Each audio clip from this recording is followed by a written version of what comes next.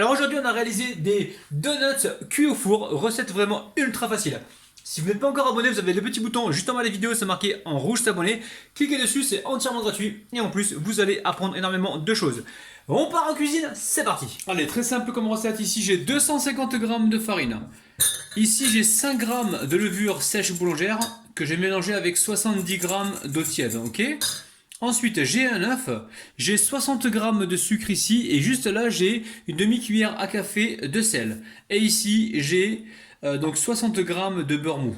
J'ai également un œuf. Alors, ici, je mélange alors, les œufs avec le sucre, enfin l'œuf avec le sucre et le sel dans un premier temps. Ok? Je mélange comme ceci.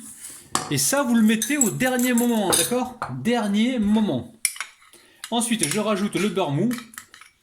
Recette évidemment très facile. Ok. Là on mélange, on prend 2 secondes, on mélange tout ça. Et ensuite on va venir mettre donc le liquide. Liquide à savoir l'eau tiède et la levure sèche boulangère. Ok. Et là je pars donc au robot et on pétrit pendant environ 2 minutes. Allez, on mélange. Alors. Je mets de la farine comme ceci, je récupère ici ma palette. Alors, je la débarrasse de la cuve rapidement et puis je la remettrai dedans pour la laisser pousser donc. Alors pour moi ça sera toute la nuit, si vous le faites vous la journée, prévoyez au moins 2 heures, il faut que ça pousse pendant au moins 2 heures. Il faut que ça prenne le temps qu'il faut, hein, d'accord? Allez, je mets ça comme ça, je recouvre d'une assiette et on se retrouve plus tard. Alors, la pâte a très bien poussé les amis, vous voyez. Alors pour moi j'ai laissé toute la nuit, mais je vous conseille pas de faire ça, hein. Laissez-la 2 heures et puis travaillez là, parce que quand vous la laissez toute la nuit comme ça, des fois on a des surprises au niveau du goût de levure. On a un goût de levure qui est assez prononcé. Après tout dépend de la qualité de votre levure. Donc là, on farine le plan de travail. Alors au départ je voulais faire des beignets à l'huile en fait. Après je me suis dit non, je vais essayer de vous faire une version plus légère. Plus légère, pourquoi? Parce que comme on est en confinement, hein, si vous regardez cette vidéo dans 2 ans, hein, sachez qu'en ce moment on est en confinement. Et je vais essayer de vous faire une recette qui soit pas trop huileuse pour vous, qui vous fasse pas trop prendre de gras. Mais bon, il faut quand même qu'on reste dans l'esprit du beignet, hein, d'accord? Donc là, est-ce que vous voyez? J'ai replié la pâte comme pour le pain, pareil.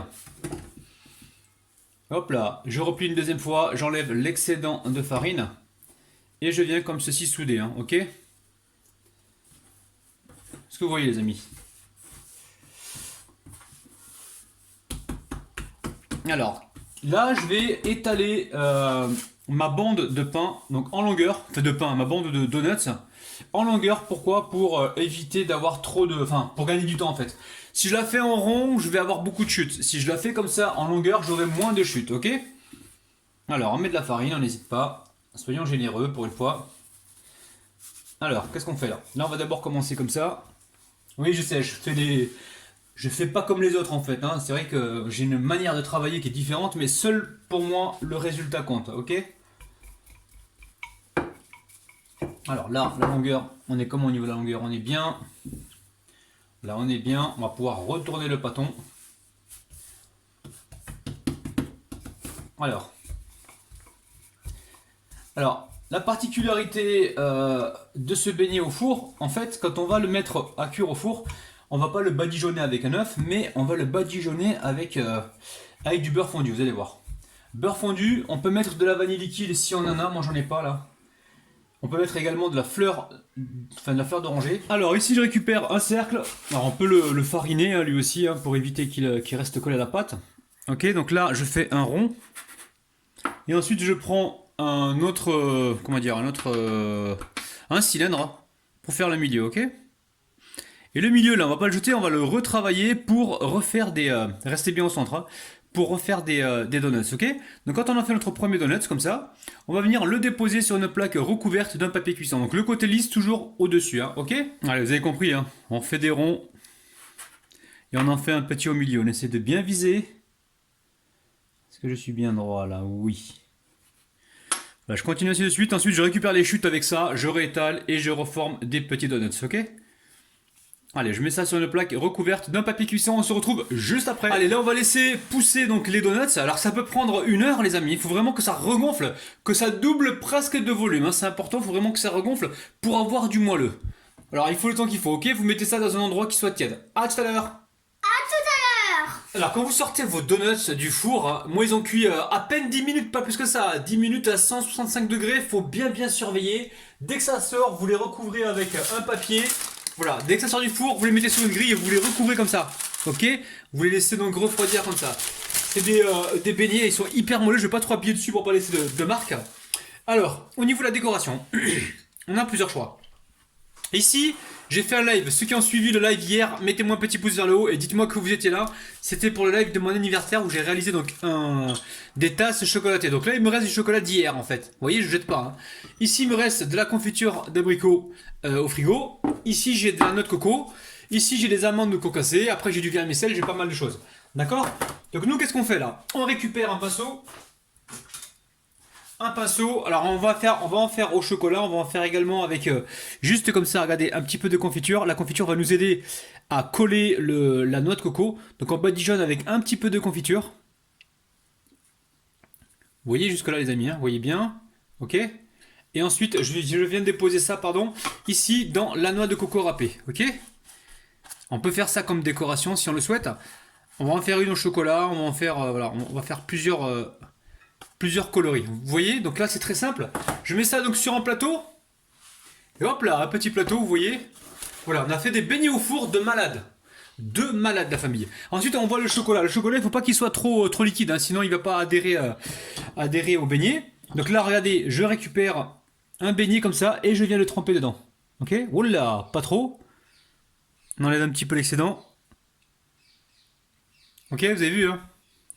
Ah, les oiseaux dehors, ils sont pas confinés, eux. Ok, hop là, ici je viens légèrement essuyer, je prends ici des amandes grillées, alors les amandes grillées, regardez, les amandes grillées, j'en mets un petit peu comme ça, et en fait le chocolat que j'ai là c'est 80 grammes de crème liquide entière avec 200 grammes de chocolat noir. Donc j'ai d'abord mis à fondre la crème liquide, à chauffer pardon, et ensuite j'ai déposé le chocolat dessus. Vous voyez là on fait des petits... je dis beignets donuts, des petits donuts au four de dingue.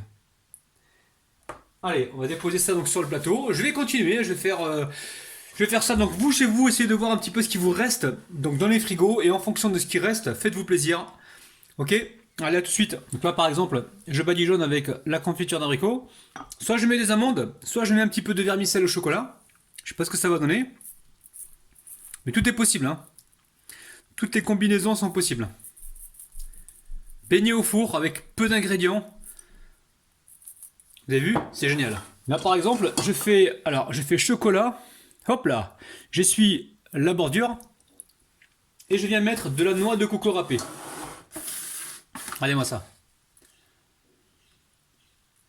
Alors, j'ai failli dire sans déconner. Bon, je dis quand même dit. La famille.